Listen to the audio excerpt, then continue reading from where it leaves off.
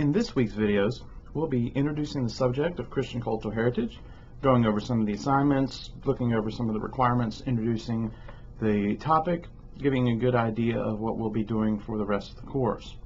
As we go through these videos and these lectures, the first section of videos will be basically overviewing the topic of Christian cultural heritage, thinking about some important foundational information regarding the rest of the course and the importance of what we'll look at throughout the rest of this session.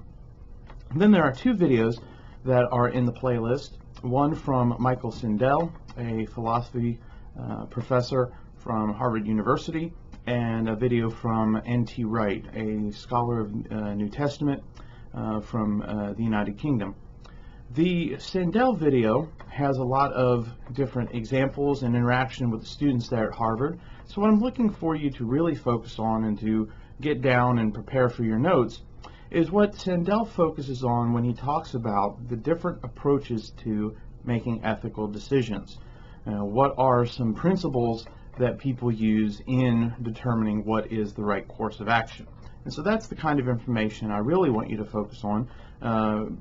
The anecdotes and the case studies that he provides are pretty interesting, but those aren't the ones that I really want you to focus on as far as for your notes and for any sort of exam. The video on N.T. Wright is about certainty of belief in the resurrection of Jesus.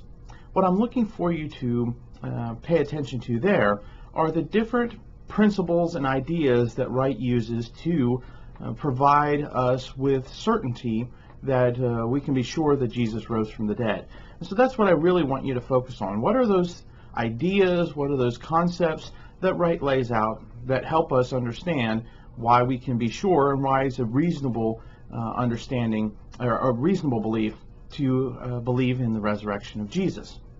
And that's what I want you to pay attention to in that video.